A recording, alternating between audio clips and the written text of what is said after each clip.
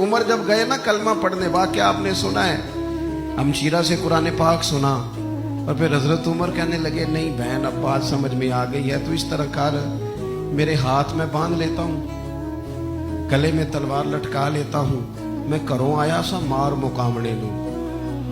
ان تسی مینو مار دے لے چلو، اور مت عمر دی عمر ہی برباد ہو جائے جتھے عمر سوار دے لے چلو، لے جاؤ نا۔ دار ارقم میں حضرت عمر کلمہ پڑھنے آ رہے، دروازے پہ حضرت امیر حمزہ کھڑے، شور پڑ گیا، عمر آ گئے عمر آ گئے عمر آ گئے۔ حضرت امیر حمزہ کہنے لگے کیا ہوا اگر عمر آ گئے؟ اچھے ارادے سے آئے ہیں تو استقبال کریں گے، اور اگر کوئی ارادہ گڑبڑ ہے تو اگر وہ عمر ہے تو میں امیر حمزہ ہوں، آج پتہ چل جائے گا، آ گئے ہیں تو آنے دو۔ پیچھے حضور تشریف فرما رہے، کریم بول پڑے، فرمایا حمزہ ذرا جلدی نہ کر، جلدی نہ کر، کیوں بھلا؟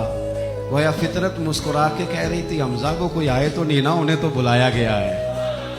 انہیں تو دعا مانگ کے بلایا گیا ہے، وہ تو بلائے گئے ہیں، تو بلا کوئی آیا لے کے چلا گیا، کوئی عمر بھر بھی نہ پا سکا۔ میرے مولا تجھ سے گلا نہیں، یہ تو اپنا اپنا نصیب ہے۔ یہ کچھ لوگ نا پسند نہیں آ جاتے، یہ کچھ لوگ پسند نہیں آ جاتے، قبول نہیں ہو جاتے، کچھ لوگوں کو مانگ نہیں لیا جاتا، کچھ کو رکھ نہیں لیا جاتا، کچھ لوگوں کو کہہ نہیں دیا جاتا تو نے جانا نہیں۔ تو کسی نے کہا تھا عشق اجرت طلب نہ تھا ورنہ ہم تیرے در پہ نوکری کرتے،